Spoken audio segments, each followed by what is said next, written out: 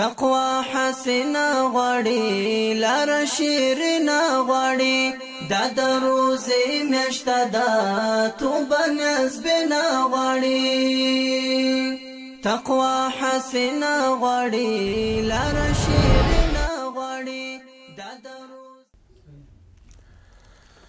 نحمده ونصلي على رسوله الكريم وبعد. السلام علیکم ورحمت الله وبرکاتہ. زما د بیان عنوان دی او سرلیک دی لیلة القدر. د لیلة القدر کې څلور بحث دي. اول دا دی چې د لیلة القدر نومونه نامې څه دي. دویم دا دی چې علامې او نښې څه دي. دریم دا دی چې د لیلة القدر څنګه موږ او تاسو حاصلولی شو. او څلورم دا دی چې د لیلة القدر فضیلت او درجه او ثواب. د لیلة القدر نومونه دي. یو نامه ده لیلة القدر، لکه ان انزلناه فی لیلة القدر. د لیلة القدر بل نوم دی لیلة مبارکة. قرآن کریم کې الله تعالی فرمایلی چې ان انزلناه فی لیلة مبارکة. موږ نازل کړی قرآن په هغه شپه مبارکه کې. دا سورة دخان کې د آیات راغلی. او لیلة القدر چې دی په پښتو کې مثال په طور شب قدر یا شب قدر او یا د قدر شپه. د قدر دوه معناګانې مفسرین محدثین ذکر کوي. یوه معنی دا ذکر کوي چې اندازه کول، د یو شي اندازه او کچه معلومول. یوه معنی دا کوي. نو دې شپې ته شپه د قدر ځکه وایي چې الله تعالی د انسانانو چې څومره انسانان دي د هغوی د پیدایش نه واخله تر د مړ کېدلو وفات کېدلو پورې، بیا ان تر جنته یا تر دوزخه پورې د ټولو انسانانو د دوی خوراک، څښاک، غم، درد، خوشحالي، غم، مرضونه، دوایي، عزت و قدر و بېعزتي او تکلیفونه، خوشحالي، اولادونه، ښځې، بچي، خو د انسان باندې چې په دې خپل زندګۍ ژوند کې چې څومره شیان تېرېږي، واړه وي که غټ وي، د هغې اندازه الله تعالی کړې. خو اول الله تعالی د دې اندازه چې کړې دا په خپل علم ازلي کې کړې. دغه اول قدر دی. دویمه اندازه بیا چې د دې کړې د هغې په د ملایکو په واسطه په لوح محفوظ کې لیکلي. دریمه اندازه چې کوي الله تعالی هغه په دغې شپه کوي، د شب قدر په شپه. هر کال کې په رمضان کې د شب قدر په شپه د هر انسان دپاره الله تعالی ملایکو ته د هر انسان دا ټول فیل او د ټول کارونه دا ملایکو ته سپاري د یو کال نه تر بل کاله پورې. نو ځکه دې شپې ته شپه د قدر وي. هغه شپه ده چې د انسانانو ټول حالات په دې کې اندازه کېږي او ملایکو ته سپارل کېږي په دې شپه.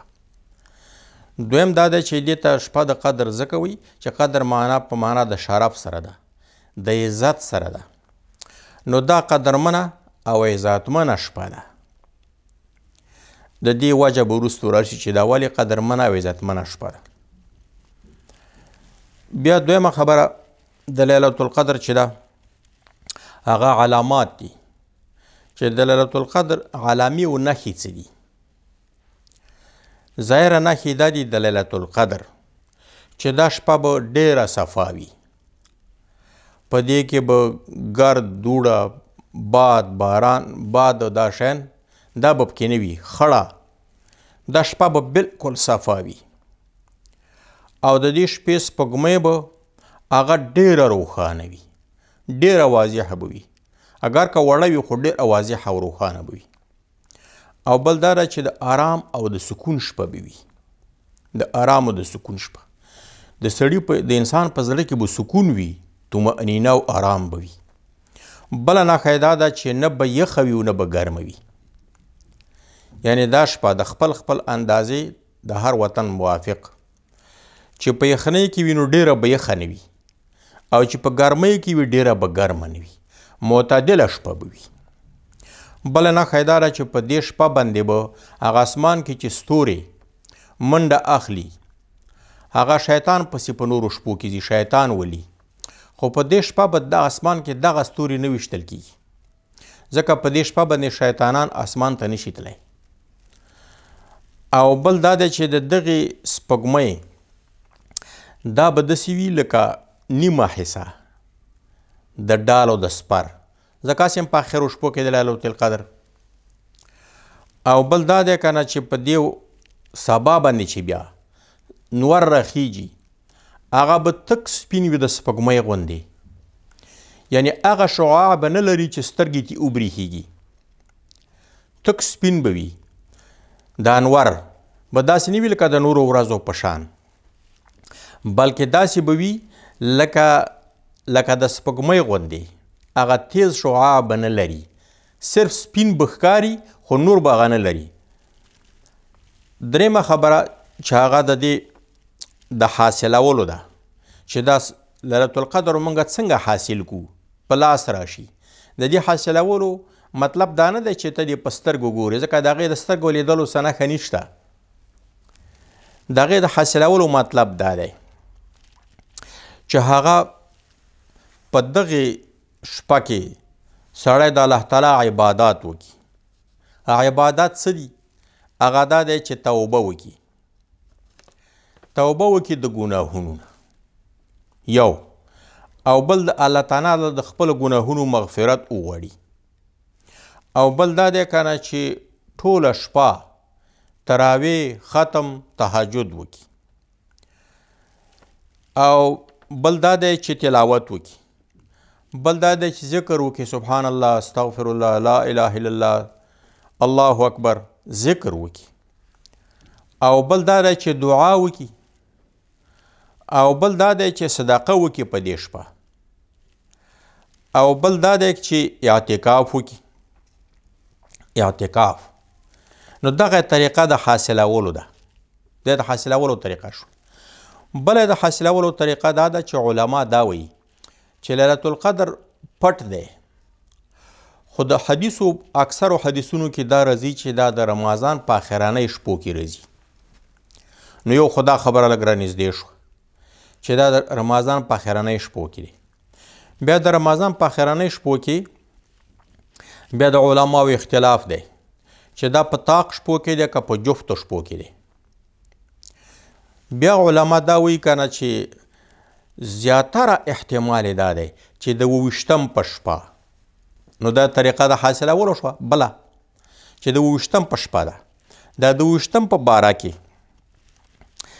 امام مسلم په خپل صحیح کې دا روایت راوړی چې ابی بن کعب صاحب به قسم کو، حلف ابی بن کعب، قسم به کولو ابی بن کعب صاحب سید القرا چې دا لیلة القدر چې دا په 28م د رمضان ده، د لیلة القدر په 28م د رمضان ده.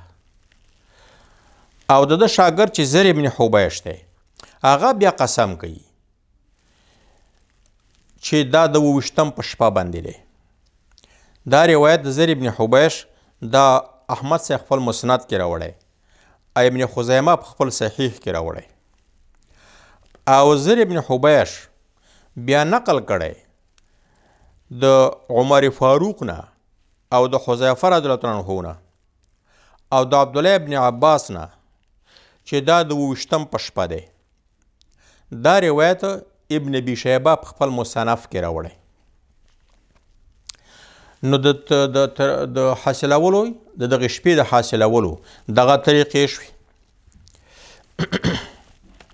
څلورم د لیلة القدر فضیلت، درجه، ثواب.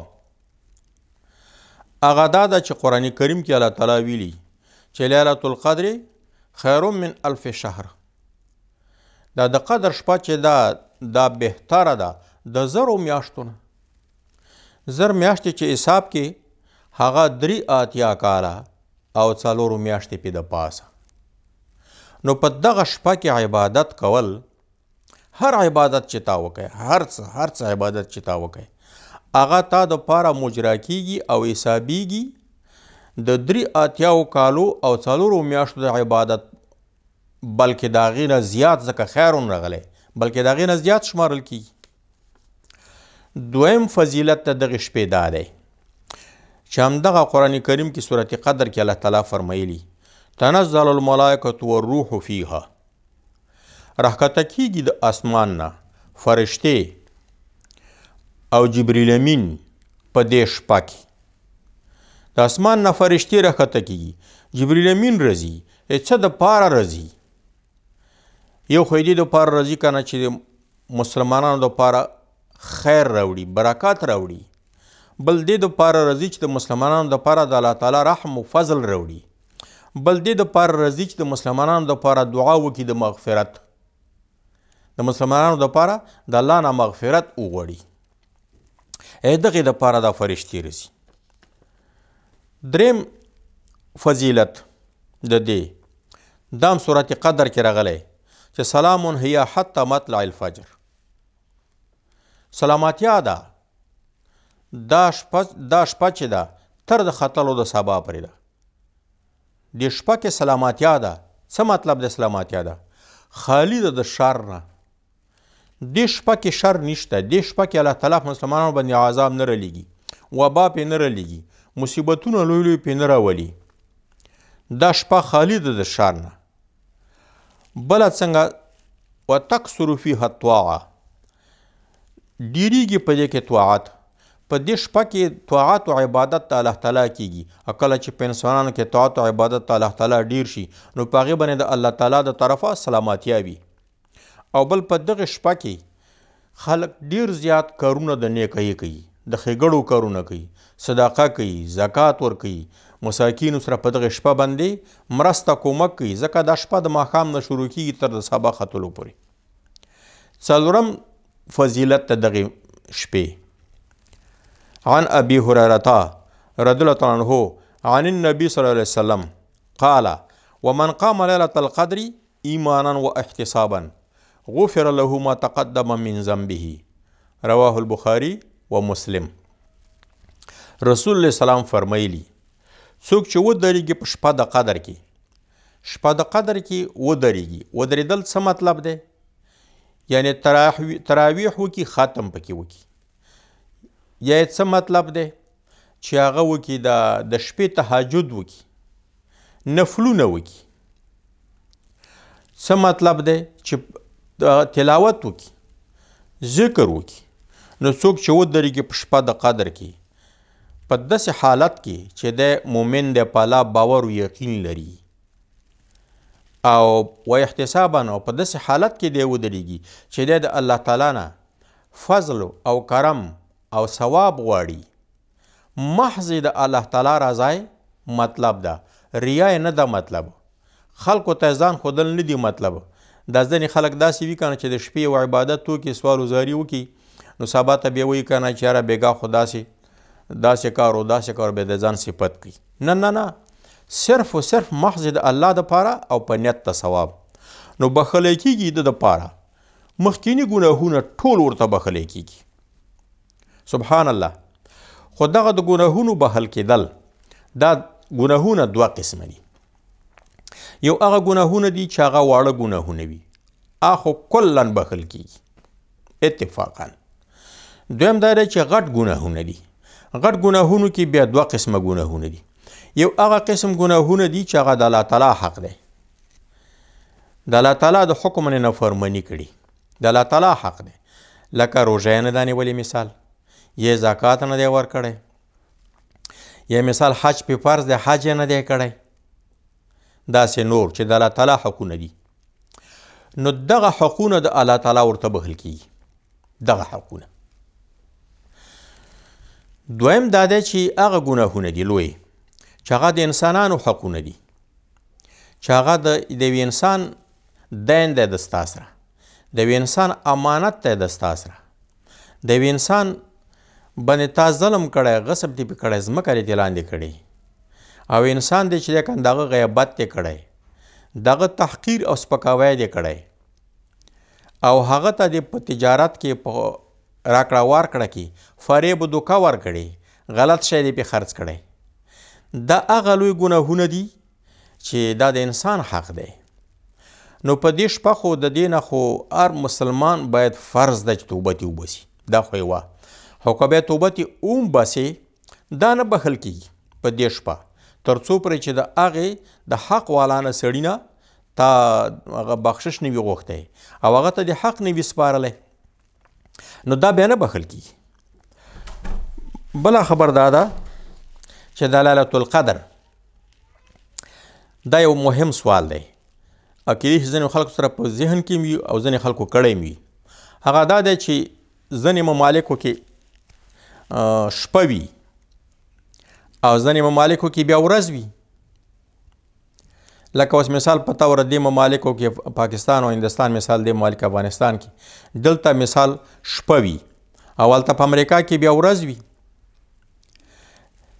دارنګې دا وختونه هم بدلیږي را بدلیږي نو د دې اسانه جواب دی اسانه جواب چې الله تعالی د هر ملک دپاره دغه د حدود موافق جغرافیایي چې کوم د حدود دي په هغې ملک کې چې کومه شپه راځي د 28 دا د هغې ملک دپاره لیلة القدر دی بیا بل ملک چې کومه هغه راځي د حدود دي شپه ورځ پکې شروع کېږي بیا هغلته د هغې ملک موافق لیلة القدر دی نو په دغسې حساب سره تقریبا دا کرة الارض دا د دې نه خالی کېږي لکه اوس مثال په طور چې ماښام شروع شي د مشرقي بعید نه نو دا شپه هم داسې راځي تر دې پورې چې امریکې پورې ورسیږي خو د هر چا شپه د هغې د حدودو موافق شروع کېږي نو لیلة القدر هم د هغې حدودو موافق شروع کېږي نو د دې اسانه جواب دا دی السلام علیکم ورحمت الله وبرکاتو تقوا حسنه غواړي لاره شیرینه غواړي دا د روژې میاشته ده توبه نصب نه غواړي